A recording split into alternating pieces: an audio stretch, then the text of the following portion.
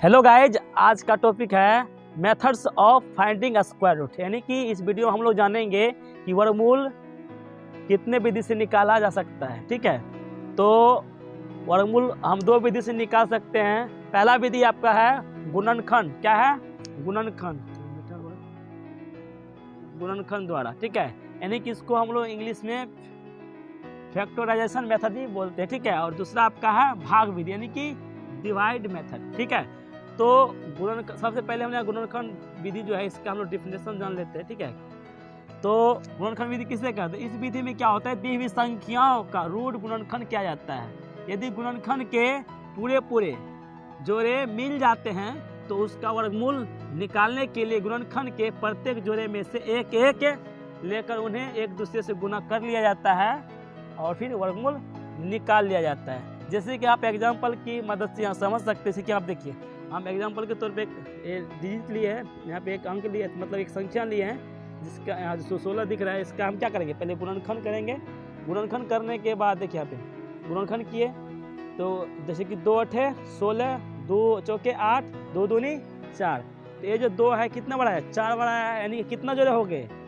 1 2, यानी कि 2 जोड़े हो गए। 2 जोड़े में कितना 2 निकलेगा? 2, तो 2 दूनी 4, यानी कि 16 का वर्गमूल कितना निकल गया? 4।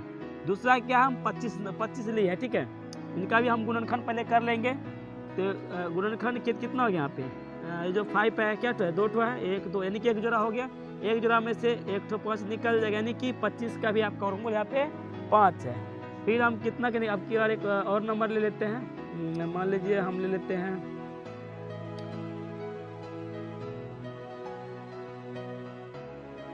मान लीजिए आप ले लीजिए 225 का। कितना का? 225 का। इसका निकाल के देखते हैं। इसमें पहले हम क्या करेंगे, इसका गुणनखंड करेंगे। ठीक है, रूट गुणनखंड करेंगे तो 25 में कितना से लगेगा? 5 से। ठीक है, तो 5 के 20, फिर 2 बच जाएगा, तो 5 दूनी 5 के 20, फिर 5 25। ठीक है, फिर 5 से लगाएंगे, 5 9 45, फिर 3 से लगाएंगे, 3 तिया 9। तो हम इसको पहले नोट कर लेंगे, 5 × 5 × 3 × 3। ये जो आपको यहाँ पे 5 दिख रहा है, यानी कि कितना? एक जोड़ा है।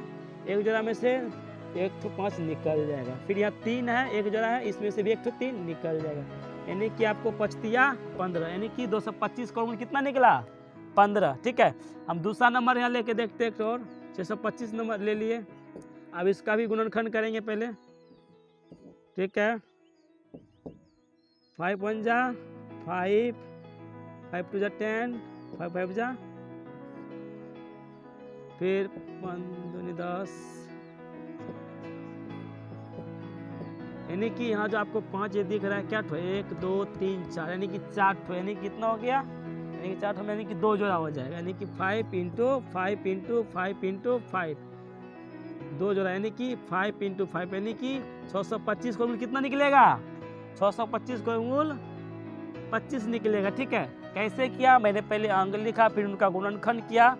गुणनखंड करने के बाद कितना, ये जो 4 है 5 है, क्या ठो आया? 4 ठो, और 4 ठो में से 2 ठो निकलेगा, तो 5 25। ठीक है, तो ये आपका था गुणनखंड विधि से। ठीक है, गुणनखंड विधि में पहले क्या किया जाता है कि कोई भी संख्या है, बहुत संख्या जो भी हो, पहले उसको गुणनखंड कर लिया जाता है। गुणनखंड करने के बाद उसमें जोड़ा लगाया जाता है और प्रत्येक जोड़ा में से एक एक संख्या ले लिया जाता है और फिर उनको आपस में गुना कर दिया जाता है।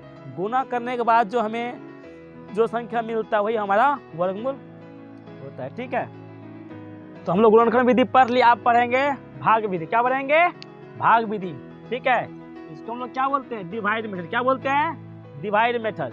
तो डिवाइड मेथड का पहले हम लोग डिफिनेशन जान लेते हैं। ठीक है, तो बड़ी संख्याओं का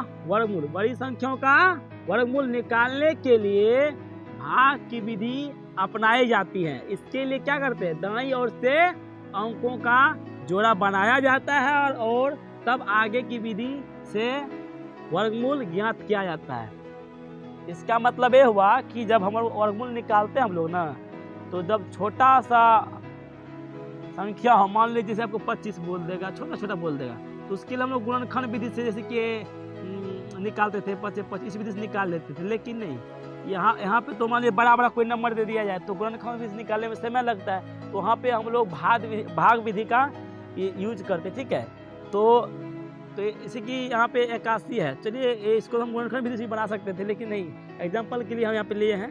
जैसे 81 है तो पहले क्या किए, इनको जोड़ा तो लगले हैं, ठीक है। तो देखिए वर्गमूल में एक नियम होता है भाग विधि में कि जितना से लगाएंगे उतना से मल्टीप्लाई करना पड़ेगा उसी से, ठीक है। मान लीजिए हम यहाँ अगर 9 से डिवाइड कर रहे हैं तो 9 से मल्टीप्लाई भी करना होगा, ठीक है। कितना हो गया, तो 9 × 9 करेंगे कितना होगा 81, यानी कि 81। तो आपको कितना हो गया 81 का 9। फिर दूसरा हमने लिया 225, कितना लिया 225। यहाँ तो 2 था, इसमें ये जो संख्या इसमें कितना अंक था 2 अंक था, और इस 225 में कितना अंक है, इसमें 3 अंक है। तो पहले इसमें क्या कर लेंगे हम लोग, राइट साइड से यानी कि दायां साइड से पहले हम लोग जोड़ा लगाएंगे, ठीक है। तो जोड़ा कितना होता है 2 का जोड़ा होता है, पहले हमने जोड़ा लगा लिया। जोड़ा लगाने के बाद यहाँ सिर्फ क्या बच गया 2, पहले हम 2 को डिवाइड करेंगे, ठीक है। हाँ, हमें यह ध्यान रखना है कि जिससे भी हम डिवाइड करेंगे, ठीक है, उसी से मल्टीप्लाई भी होगा। अगर हम 1 से भागा लगाते हैं इसमें तो 1 से ही हमको गुना भी करना पड़ेगा। अगर 2 से लगाते 2 दूनी 4 हो जाता है, लेकिन यहाँ पे तो है 2 ही, इसीलिए 2 से यहाँ पे नहीं लगेगा। पहले हम 1 से लगाएंगे तो 1 × 1 कितना होता है 1 होता है, तो हमने एक बार में 1 लगा दिया, ठीक है। तो फिर 2 में से 1 घटेंगे कितना बच गया 1। अब की बार जो उतरेगा ये दोनों, ये जो 25 दिख रहा है आपको यहाँ पे साथे उतरेगा इस पे, ठीक है। तो कितना हो गया, पहले से 1 था और 25 साथे, क्यों, क्योंकि ये जोड़ा है, जोड़ा साथ ही उतरता है। तो 25 उतर गया तो कितना होगा टोटल 125 हो गया, ठीक है। आप देखने के बाद क्या करेंगे, ये जो नंबर आपको यहाँ दिख रहा है ना, तो पहले से ऐड करेंगे, ठीक है, यानी कि जोड़ेंगे। तो 1 कितना हो गया 2 लिख देंगे, ठीक है। और हमेशा ख्याल रखना है कि जब भी इसको जोड़ के यहाँ लिखेंगे 1 अंक यहाँ लिखने के लिए हमेशा यहाँ जगह खाली छोड़ेंगे, ठीक है।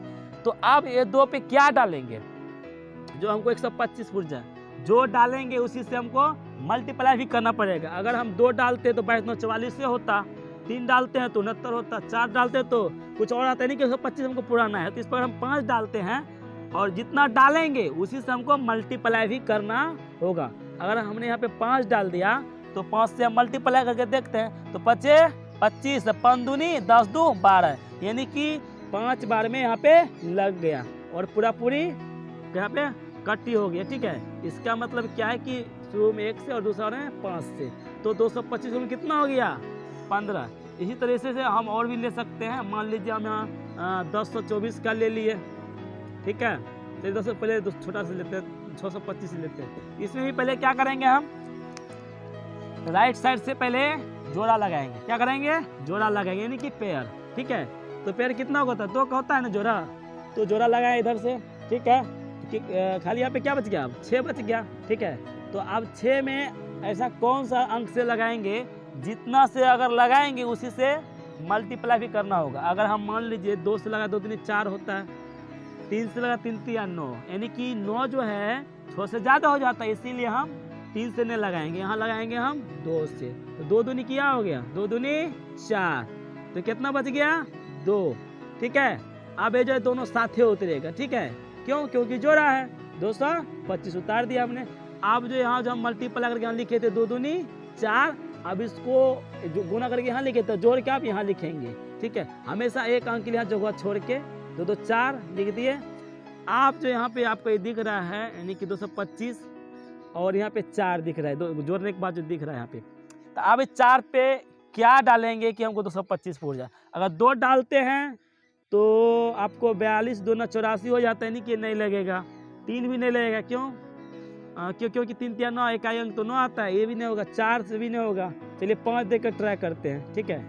तो 5 से जब लगाए तो ये भी ध्यान रखना होगा हमेशा आपको कि जितना देंगे उसी से हमको मल्टीप्लाई भी करना है, यानी कि उसी अंक से आपको गुना भी करना होगा। अगर हमने 5 डाल दिया तो 5 से हमें गुना भी करना होगा, ठीक है। तो चलिए करके देखते हैं। 5 25, 5 के 20 2 22, यानी कि आपका 225 पूरा हो गया रोज कोर्स, यानी कि 5 में लगा है तो यानी कितना, पहला वाले में 2 दूसरा में 5, यानी कि यहाँ आप लिख सकते हैं कि 625 का वर्गमूल कितना है 25, ठीक है। अब इसी तरीके से एक और एग्जाम्पल हम ले लेते हैं। 1024 ले लिए, मान लीजिए 1024 ले लिए। इसमें भी वही रूल हम अपनाएंगे। क्या करेंगे, इस ये जो आपका 10 कितना है 1024 है ना। इसमें भी हम वही रूल अपनाएंगे। पहले क्या कर लेंगे इसमें, पहले इसमें हम कर लेंगे कि पहले हम जोड़ा लगाएंगे। क्या करेंगे, जोड़ा। जोड़ा किधर से हमेशा लगता है, राइट साइड से, यानी कि इधर से, ठीक है। तो एक जोड़ा हो गया, दो जोड़ा हो गया, ठीक है। अब क्या करेंगे हम, यहाँ 10 और 24 आ गया, यानी कि पहले हम 10 को डिवाइड करेंगे। तो ऐसा अंक हमें सोचना है कि हमें 10 से यानी कि नीचे हो सकता है, बराबर हो सकता है, लेकिन ऊपर नहीं होना चाहिए। तो अगर हम 2 से लगा 2 3 4, बहुत छोटा हो गया। फिर एक और अंक बढ़ा के देखते हैं, 3 तिया 9। चलिए और एक देखते हैं, 4 चौके 16 तो बहुत ज़्यादा हो जाता है, चलिए एक पीछे आ जाते हैं। 3 तिया 9 ही लगेगा यहाँ, ठीक है। 3 तिया 9 हमने लगा दिया। शेष कितना बच गया यहाँ पे, 1। अब फिर क्या उतरेगा, ये हमेशा जोड़े उतरता है, तो इसको उतार देंगे, ठीक है। और जहाँ 3 तिया 9 लिख के गुना करके यहाँ लिख दिए। अब जोड़ के इसी को, दोनों को जोड़ के यहाँ पे लिखेंगे, 3 3 6, ठीक है।